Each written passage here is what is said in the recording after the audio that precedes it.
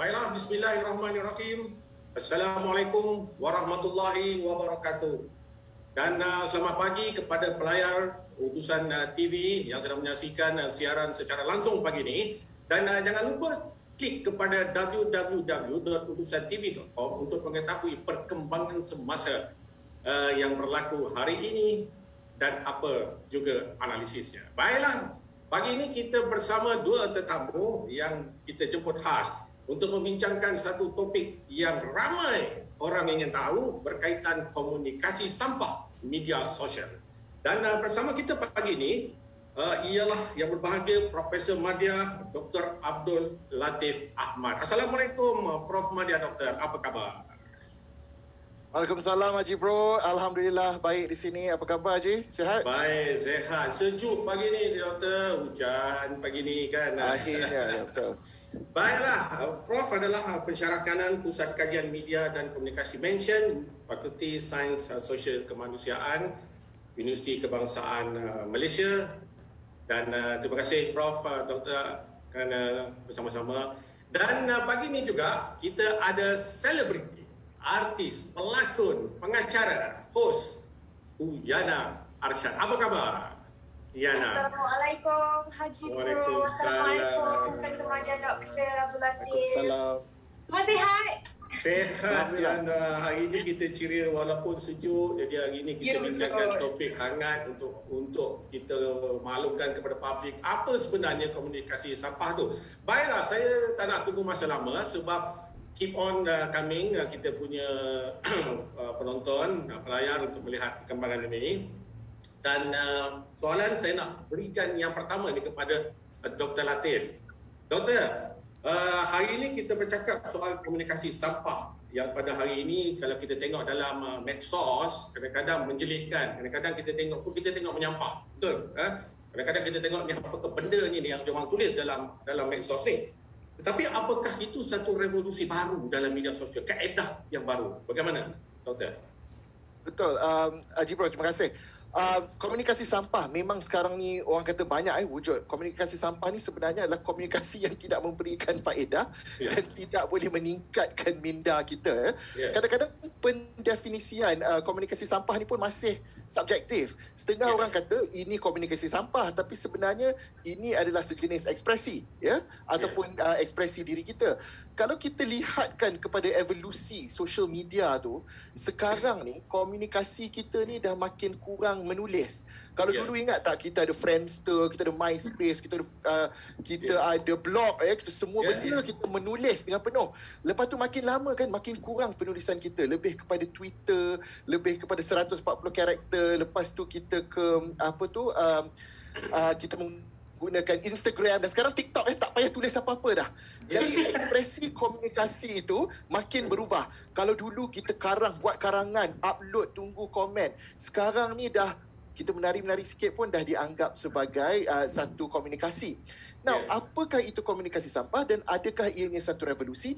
Bagi saya, komunikasi sekarang ini dicabar dengan satu peringkat ekspresi diri, di mana ramai yang cuba untuk memberikan pandangan dan merasakan mereka berhak untuk memberikan pandangan dan mereka mewujudkan satu information overload lah, di mana orang ni nak bercakap, orang tu nak bercakap. Sebenarnya yang bercakap ni siapa dan bagaimanakah dia boleh mendatangkan minda? Adakah ianya satu revolusi media, revolusi komunikasi? Mungkin. Kita tak tahu. Dengan generasi baru lebih berpandangan dan penggunaan teknologi ini memberikan satu perubahan lah. Sebab sebelum ni kita tak ada laluan, tak ada platform untuk bersuara. So sekarang ni platform ni sangat mudah untuk kita guna. Jadi kualiti komunikasi itu sangat subjektif lah. Ada yang sampah, ada yang tak sampah, ada yang sebenarnya art atau expression tapi dianggap sampah. Jadi kita pun definisi ni mungkin berubah-ubah mengikut orang. Baik, terima kasih Doktor. Yana, kita kadang-kadang kita sering mendapat maklumat dalam bentuk tulisan, kadang-kadang dalam bentuk audio visual contohnya yang diberedarkan dalam media sosial kan. Kadang-kadang dia mengandungi kata-kata kesat dan kotor, betul lah? Dan dalam perkembangan ini, kadang-kadang dia mengetepikan kita punya budaya, luhur bahasa kita. Apa komennya? Okey, terima kasih Haji Bro. Apa yang Doktor pula. Hari nanti kita jadi Datuk. Apa yang Doktor Latif cakap tadi pun saya rasa sangat-sangat tepat, sebab kalau kita nak klasifikasikan sesuatu komunikasi itu sebagai sampah, dia berbalik kepada konteks komunikasi itu terlebih dahulu. Dan saya sebenarnya sedih lah bila kita cakap pasal orang kita yang selalu dan tanpa rasa bersalah, suka-suka hati menulis dengan menggunakan perkataan-perkataan kesat, menggunakan kata-kata yang mengguris hati orang lain. Sebab kita ambil contoh dari sudut pandangan isu yang berkaitan dengan Palestin. Kita sebagai rakyat Malaysia, negara Malaysia sendiri antara negara yang sangat-sangat menunjukkan solidariti terhadap our brothers and sisters in Palestine. Tetapi yang saya rasa macam lain pula jadinya tu adalah apabila mereka menggunakan profile picture, gambar bendera Palestin dan sebagainya. Tetapi penulisan apa yang dituliskan tu waimah kepada warga Israel sekalipun tidak melambangkan nilai ataupun ciri-ciri Islam yang sepatutnya. Ini yang saya rasa sedih. Mengeluarkan kata-kata kesat, mencaci, memaki, segala-gala yang negatif di situ. Dan secara tak langsung kan Haji Bro, saya rasa ini memberi cerminan semula kepada diri kita. Apa yang kita tulis sekarang ini adalah cerminan kepada diri dan peribadi kita. Kalau kita adalah sejenis orang yang sentiasa tulis yang positif, tidak mengeluarkan kata-kata kesat, itu adalah cerminan peribadi kepada diri kita sendiri juga. Jadi bila ada dalam kalangan kita yang menulis begini, mungkin yang menulis ni adalah golongan kanak-kanak yang mana mungkin tidak dimonitor oleh ibu bapa mereka, sebab takkanlah betul juga takkanlah nak monitor setiap kali anak itu menulis sesuatu di atas di dalam social media dan sebagainya. Tetapi tak kurang juga ramai makcik-makcik dan pakcik-pakcik bawang yang juga menjadi tentera di sebalik papan kekunci dengan menulis dan sesuka hati menembak, attack setengah orang sebegini. Bukan sahaja dia isu berkaitan dengan Palestin dan Israel, tetapi dari sudut pandangan sebagai seorang selebriti, public figure yang mana profile, account public figure ini adalah terbuka kepada public dan secara tak langsung menjemput sesiapa sahaja untuk melontarkan pandangan mereka kepada insan-insan ini. So for me, I just feel sad and I feel bad untuk orang-orang yang selalu komen-komen negatif di ruangan orang lain. Doktor, kita melihat sekarang ni dalam komunikasi medsos ni digunakan bagi tujuan gaduh. Bertekak, mengaitkan orang, fitnah. Tadi Yana dah membangkitkan isu yang dinyatakan hal-hal berkaitan Palestin, Israel umpamanya. Tetapi apakah media sosial ini adalah pilihan terbaik untuk bergaduh? Silakan Doktor. Ianya adalah peluang untuk mendapat ramai orang dalam waktu yang cepat.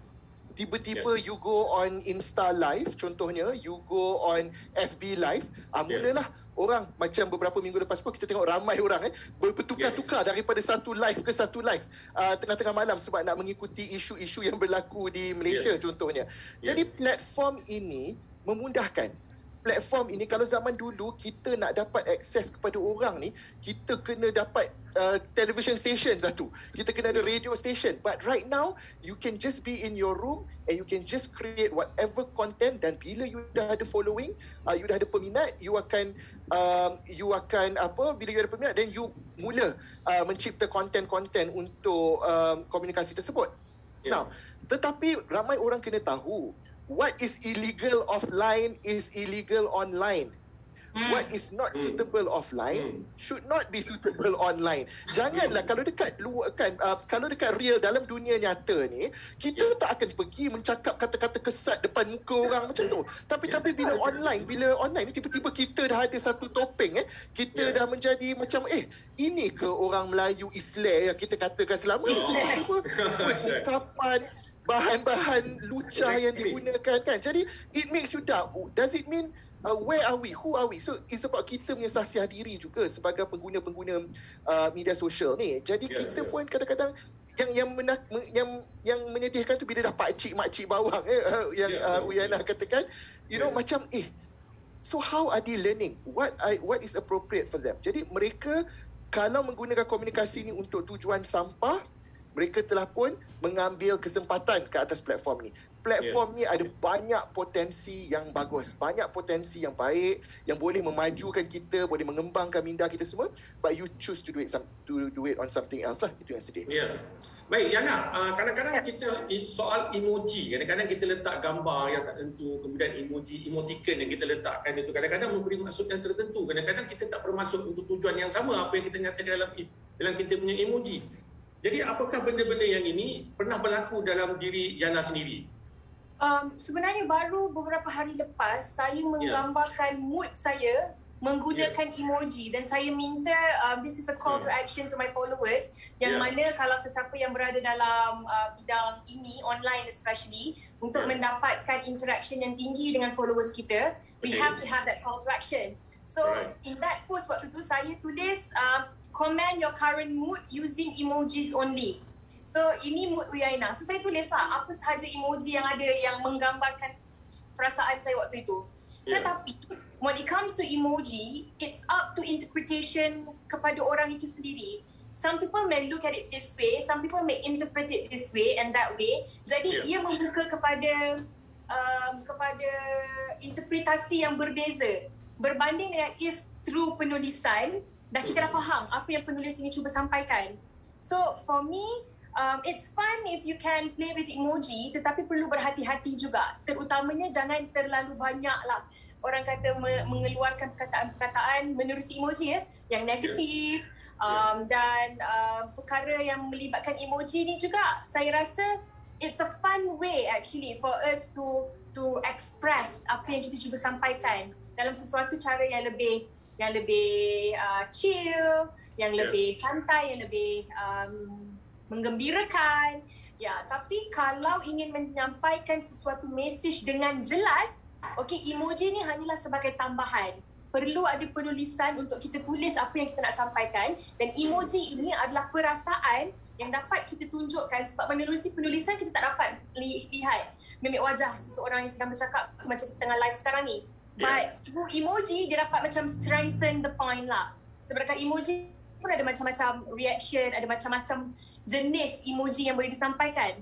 Tapi kalaulah tak guna emoji ni dengan betul, sebab dia banyak juga emoji-emoji yang boleh berbaur sensitif, yang boleh berbaur agama, yang boleh berbaur sexism ataupun skin color dan sebagainya. So sebagai pengguna media sosial khususnya, we really need to understand this dan menjaga sensitivity kita.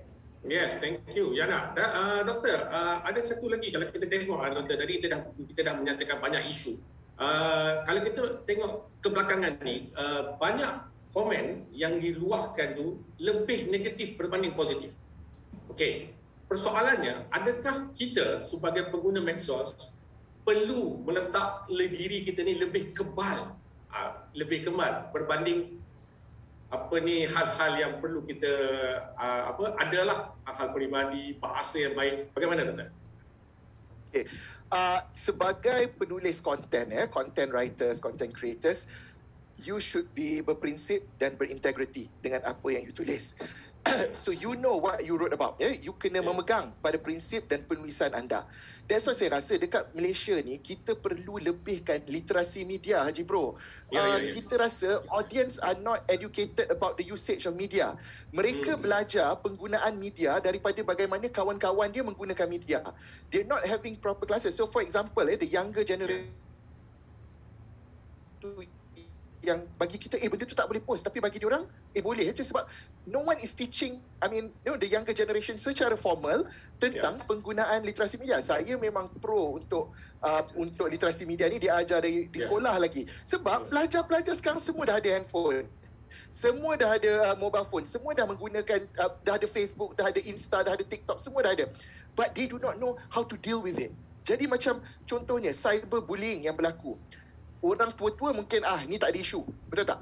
Tetapi kepada remaja, this is their world. Ini adalah dunia mereka. Tiba-tiba mereka dibuli, dihina, dicaci, dimalukan online.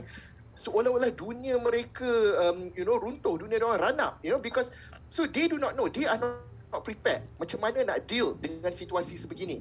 Jadi bagi saya, that's why literasi ni dia kena diajar di sekolah untuk menguatkan people dan bagaimana untuk berinteraksi. Kita sekarang bagi mobile phone kepada remaja, tapi mereka tidak tahu how to deal with it emotionally and tahu bagaimana nak menyelaraskan penggunaan.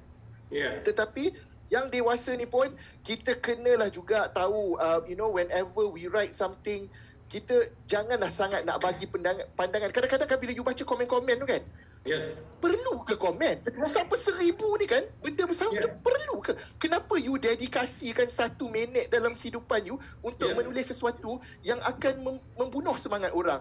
Kadang-kadang kita pun fikir kenapa dia orang buat. Tapi why is it? It's good to reflect on our society. Kenapa mereka sampai jadi sebegitu kan? Jadi sebagai content creators, content writers, you kena tahu apa yang you nak letakkan. You hold on to it sekurang-kurangnya, you berprinsip, berintegriti dengan apa you tulis.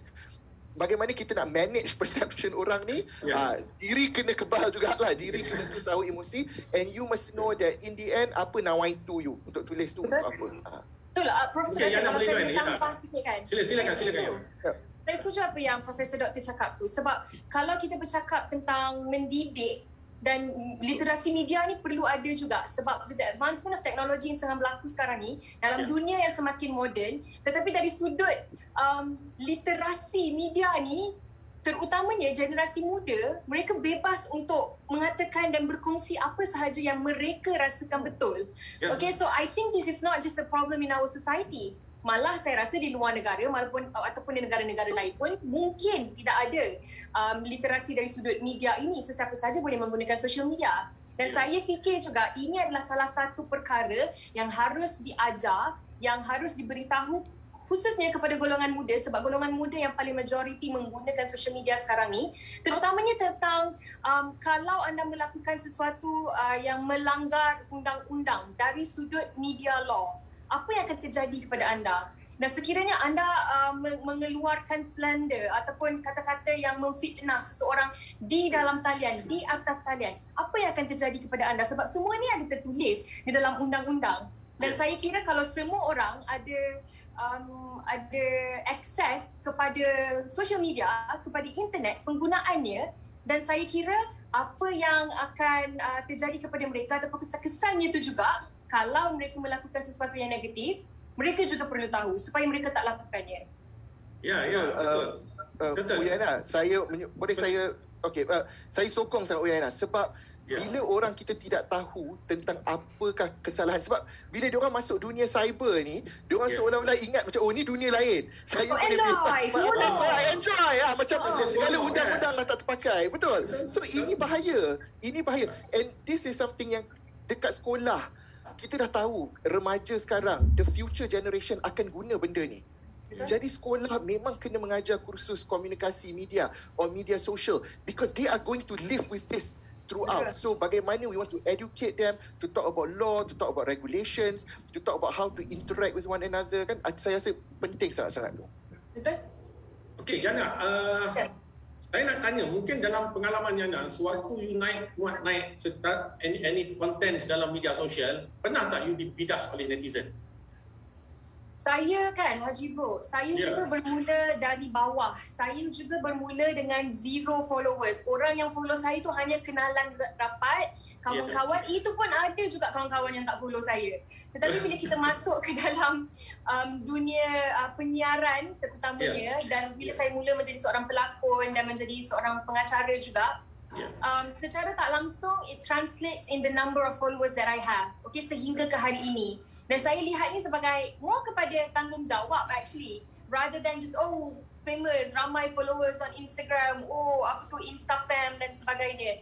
Sebab bagi saya, when it comes to power, it comes with responsibility. Kan dah quote Spider-Man lah tu. You know? Tapi bagi saya kan, Profesor Doktor, apa sahaja yang saya post di media sosial, saya cuba sedaya upaya saya untuk exude positivity kepada followers saya.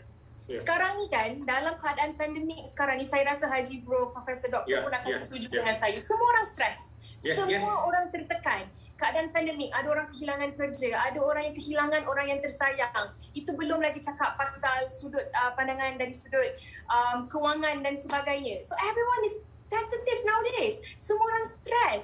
Jadi kenapa kita pengguna media sosial, terutamanya yang mempunyai platform yang besar, yang ada ramai followers, nak mengapi-apikan lagi, nak sebarkan negativity, nak mengajak orang untuk menghentam satu sama lain, yang nak ajak orang lain untuk cyberbully. I just don't get this. Ini saya bercakap dari sudut pandangan saya secara peribadi.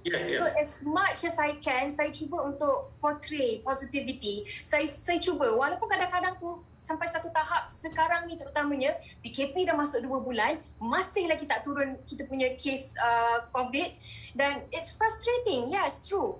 Tetapi we as people yang with followers, we always kita kena tunjuk yang benda ini semua orang laluinya dan kita boleh harunginya bersama-sama. Walaupun kita ni manusia, kita rasa semua benda-benda ni. Jangan menidakkan perasaan itu. Tetapi ingat, tanggungjawab yang lebih besar kepada orang. Kalau tak semua followers kita tu dapat rasa, dapat absorb positivity daripada kita, kalau seorang je pun yang dapat rasa dan dapat absorb positivity tu, we've done our part.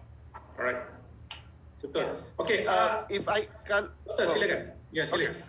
Uyana, I think you're such a role model to not only young women but the younger generation. I think I went through your social media content juga. Saya tengok cara you menulis, cara you berhujah, cara you mengeluarkan kata-kata penuh tertib, penuh sopan, and yet you're engaging people. You're asking them to be more positive with their life. I think that's good. I think celebrities need to know the roles that they play and the followers yang ada tu. Sebab ada juga celebrity, mungkin tak ramai, mungkin ada sikit je yang create controversy and nak people, sebenarnya dia nak orang interact. Bila interaction, contohnya dia upload something in YouTube, controversy, people interact, people tanya soalan, dia tanya balik, dia api balik. Jadi benda tu akan, I don't know, lead to more sales ke, lead to more profit ke through dia punya interaction. So it's definitely more engagement. If you ask me, it's definitely going to translate in more engagement. Exactly. And for people yang with, you know, a number of followers, engagement or insights is everything for them. Sebab dekat situ juga some people, especially on social media, membuat IG review, dan this is boleh dikatakan their source of income. Betul. Betul. Agree.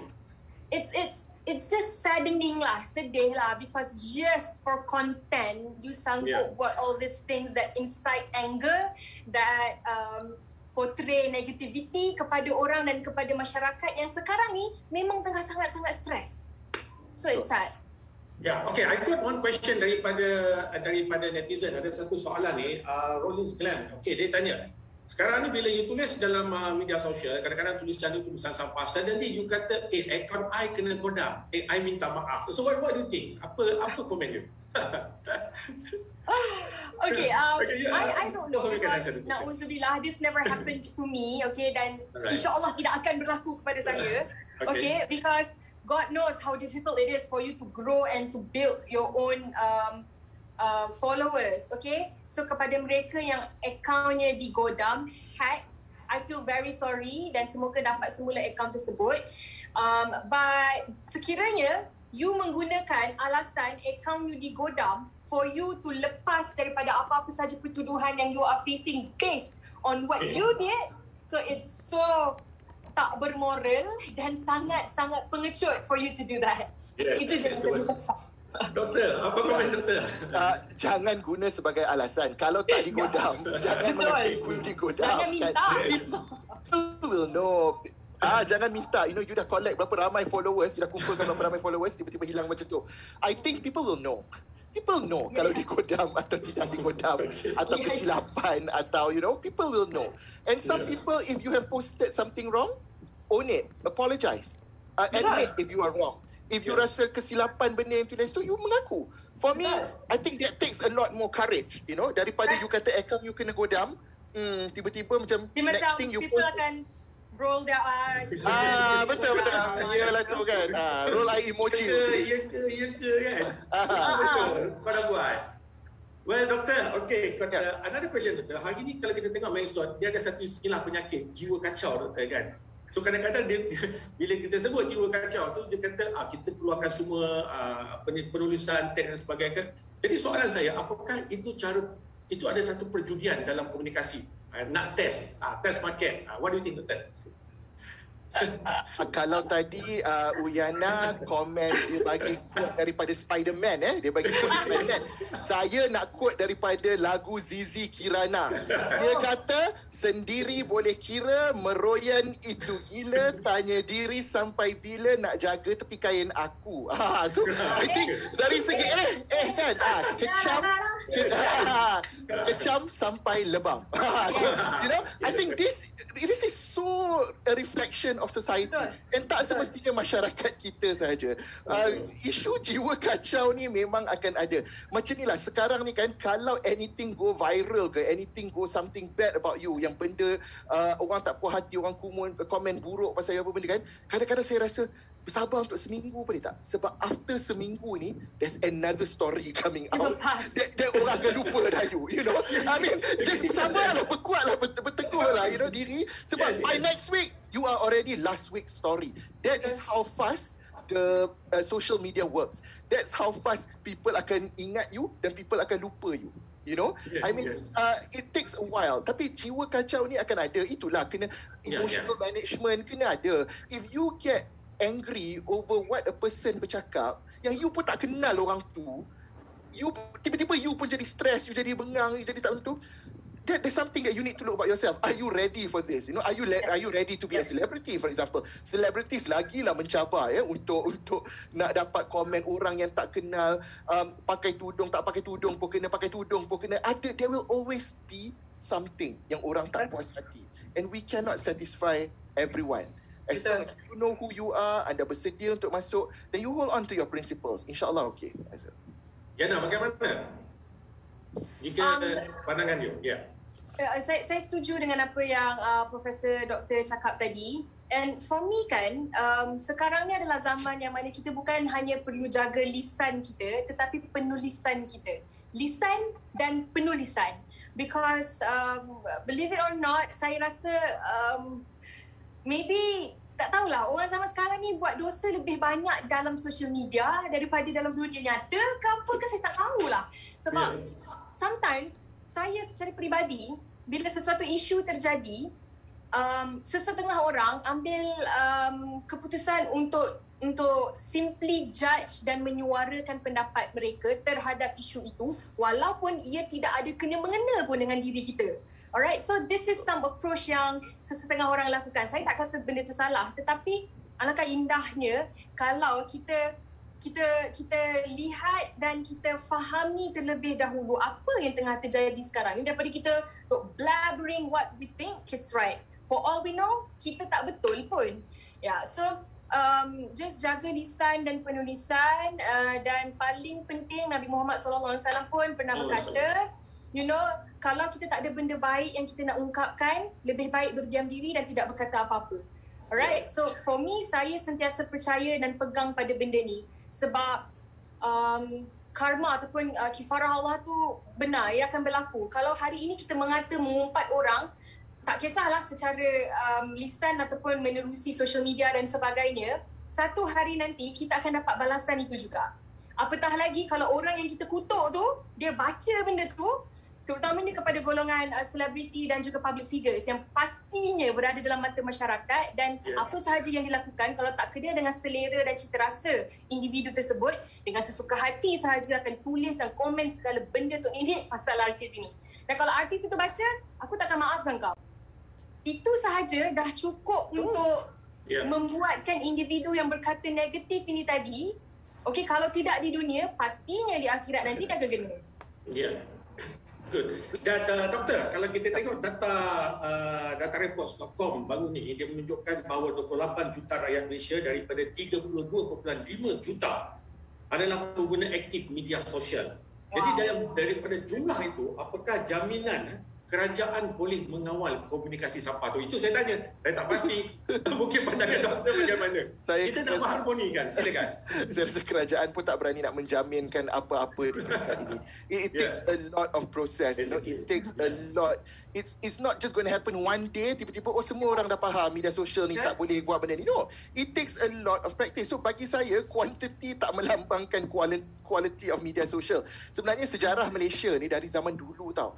Dari zaman MIRC dulu. Haji Bro ingat tak? Uyana, maybe you still kalau zaman dulu ada MIRC. Berapa kali orang-orang Malaysia kena ban daripada MIRC sebab mengambil kesempatan ke atas platform ini.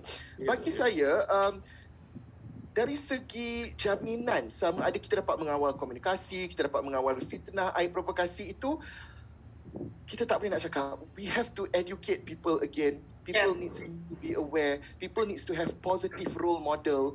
Tapi biasalah orang pun sekarang ni kadang-kadang semua macam nak jadi first, nak upload lah kalau dia dapat tahu. Dia macam not to be mistaken, tapi macam berita terkini, hiburan sensasi. Ni bukan tagline yang dulu punya rangkaian, tapi that's it tau. Macam seolah-olah I dapat berita ni, I kena share. I tak perlu pastikan dia betul ke tak. Janji I'm the first in news, which is something yang membahayakan. You don't even double check. You tak tengok pun sumber you daripada mana.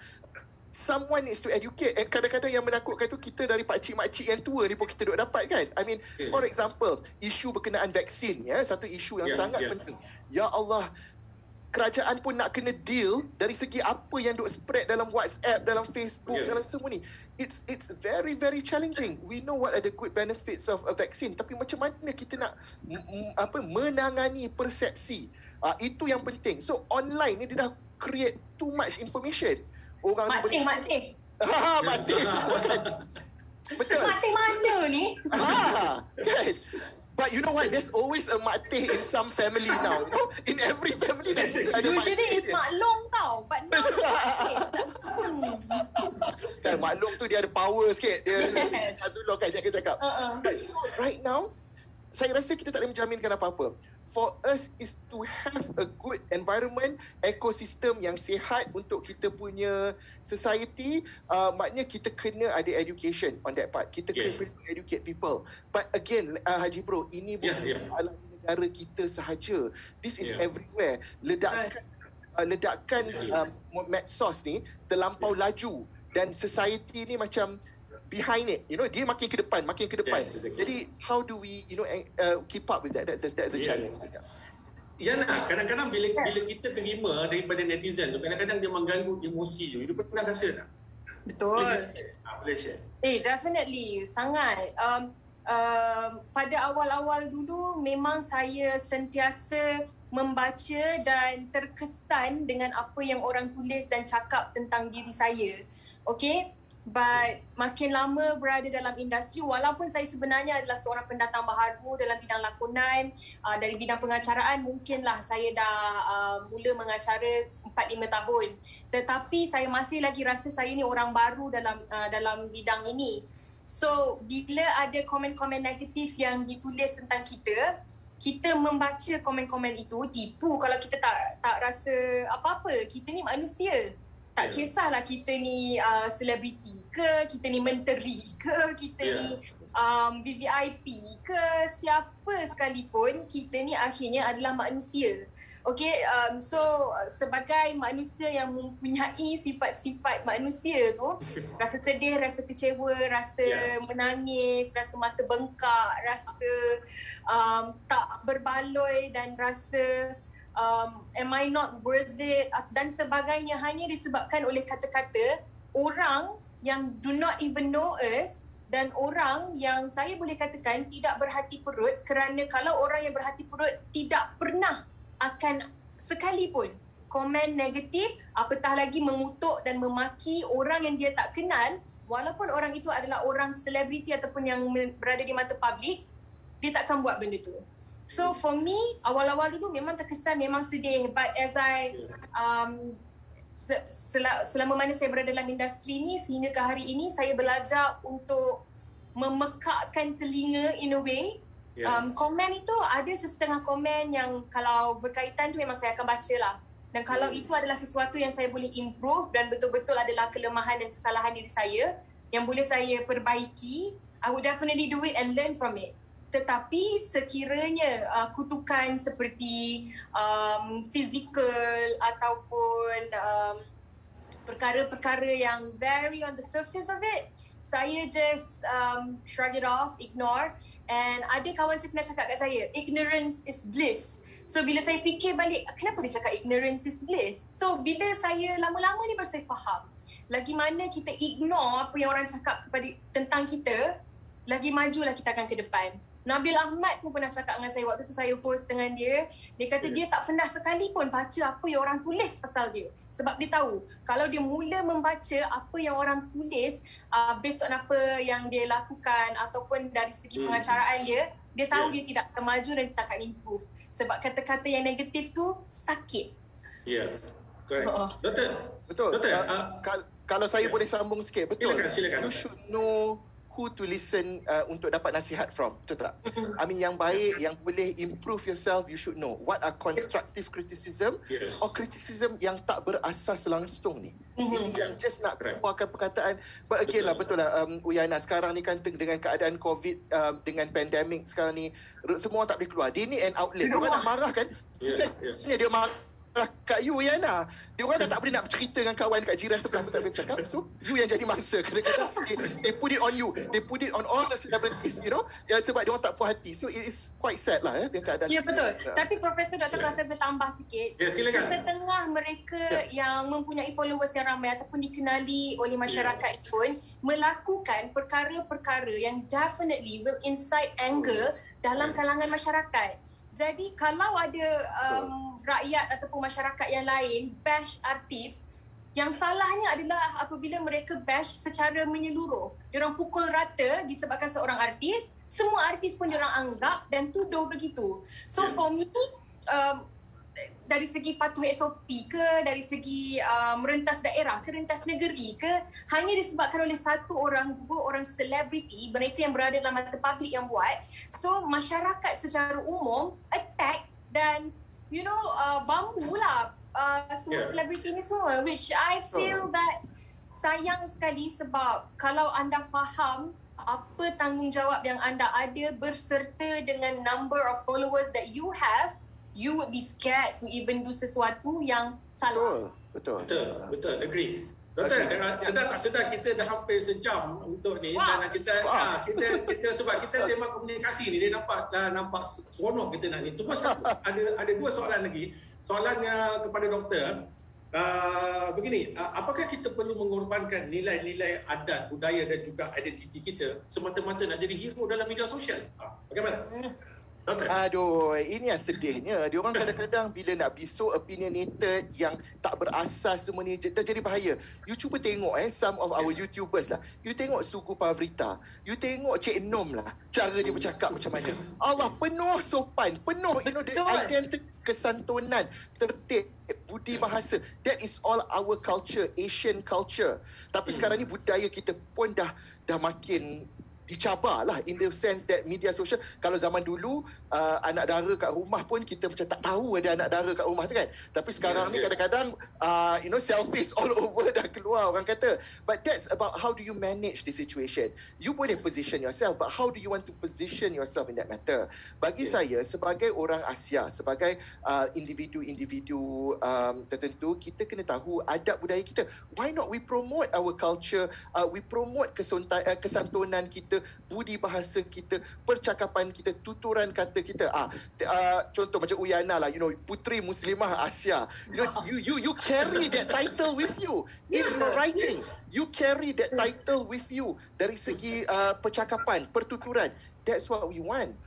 You ada satu, you kena always ingat agama, you mesti kena ingat bangsa you dari segi tutur kata semua. That's very important. Jangan like I said, masuk aja online dah jadi orang lain, dah jadi enjoy kan. Jadi kita kena tahu itu perbezaan dia.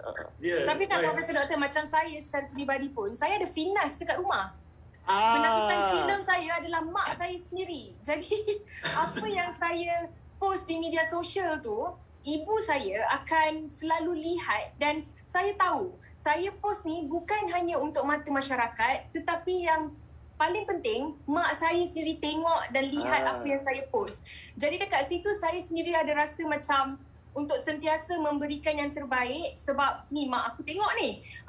Secara tak langsungnya tu itu juga membentuk apa sahaja yang saya post di media sosial untuk menjadi seorang yang lebih baik, untuk to convey all good things juga. Saya censorship board. Silakan Dr.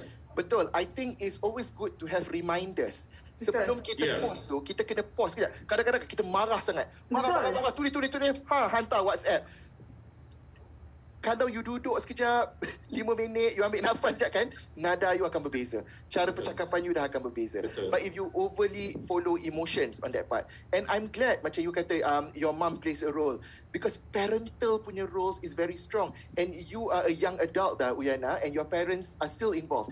What about young kids today yang kadang-kadang anak main, anak is on phone, parents on phone, no one is really communicating. Panggil turun makan pun on WhatsApp macam kan. So right now, what we're seeing is the communication in the family pun kadang-kadang dah tak ada. So who is telling people what is right, what is wrong, what you should do? Kan? Parents cakap ke anak, jangan spend time on media social.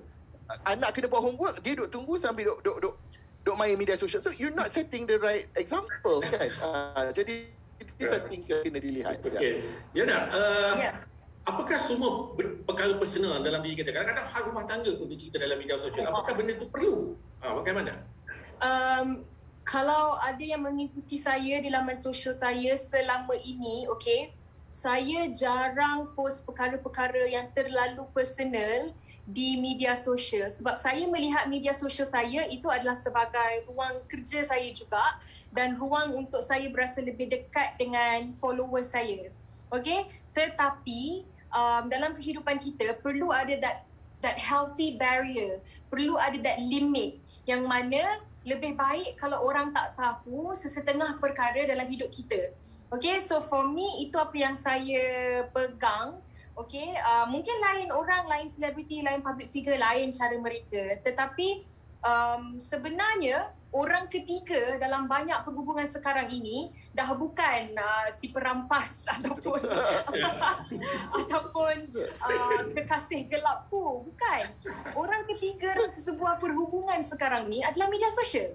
So the moment we share on media social yang we think that kita meluahkan perasaan dalam suasana yang positif, yang sihat, but actually it's not. Kita tak tahu berapa ramai mata yang melihat dan membaca apa yang kita tulis tu, dan secara tak langsung mereka nak jadi CCTV.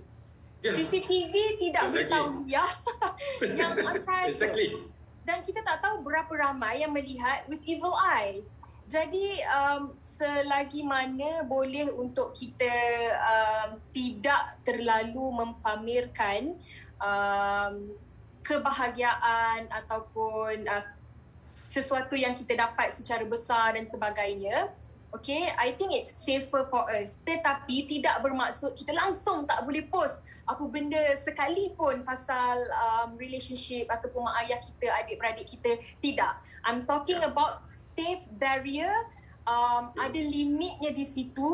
Ada yang kita boleh share, ada yang kita tidak boleh share. Dan benda ni adalah sesuatu yang saya rasa yang boleh menyelamatkan kita juga at the end of the day nanti.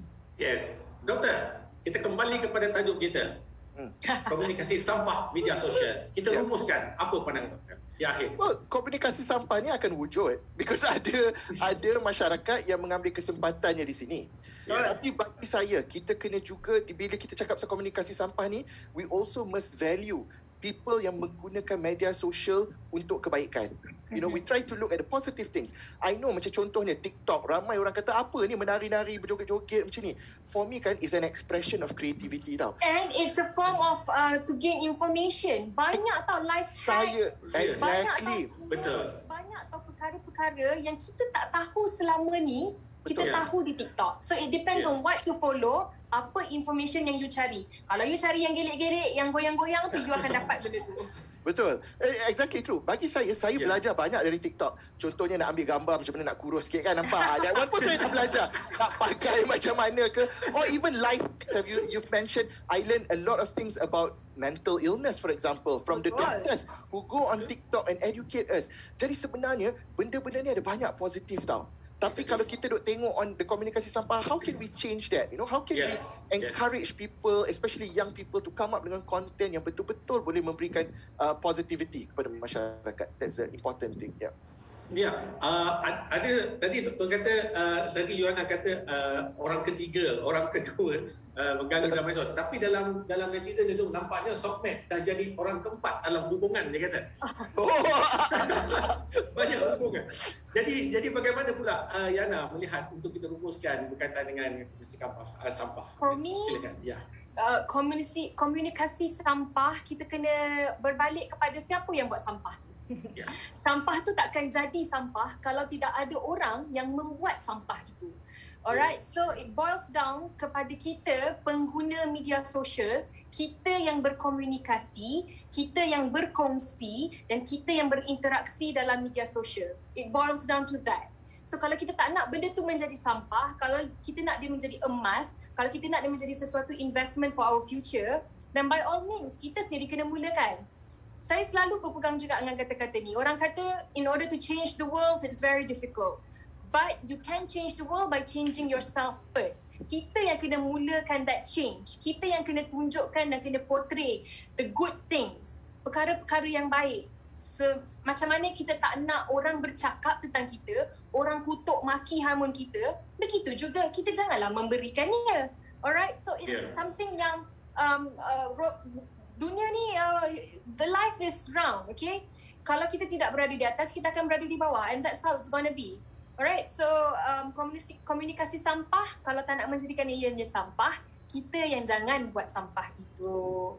Okay, jadi Doktor, kita dah almost 1 hour so kita tak sedar kita dah habis bahawa apa yang kita bincangkan ini actually good interactive between kita dan juga dengan netizen. Dan nampaknya apa yang kita bincangkan ini adalah satu poin yang bagus untuk mereka melihat harapan. Dan yang pastinya jangan kongsi kalau tak pasti. Betul. Dan yang keduanya jangan buat cerita yang bukan, jangan create more sampah dalam medsos. Kita nak harmonikan medsos itu dengan info-info yang formatif, especially during pandemic COVID, supaya rakyat mendapat informasi yang berguna dan juga kebaikan untuk kita bersama. Betul. Jadi dengan itu saya nak ucap terima kasih sangat kepada dua tetamu kita, Prof. Madya Doktor. Terima kasih banyak. Dan juga selebriti kita Uyana. Thank you very much for your point, and also Doktor very good point yang you bagi pada kami. Terima kasih Haji Bro. Terima kasih Profesor Doktor. Terima kasih Uyana. Terima kasih Haji Bro. Banyak belajar ni. Terima kasih banyak jemput saya. Jadi kita akan bersembang lagi dalam masa yang akan datang, insya-Allah. Dan hari ini Prof Doktor juga telah berkenalan dengan Uyana. So nanti bolehlah sembang-sembang. Sudah ada masa yang terlalu untuk get more ideas. Dan that's it. Thank you very much. Terima kasih kepada semua yang menyaksikan siaran langsung ini. Dan jangan lupa klik www.nusantv.com. Dan kita akan bawa lagi perkembangan semasa dalam Bual Bicara, dan akan bawa juga mereka yang pernah koma dalam COVID untuk bersembah dengan kami pada masa akan datang. Baik, dengan itu kita jumpa lagi. Assalamualaikum warahmatullahi wabarakatuh. Stay safe everyone. Stay safe, stay home.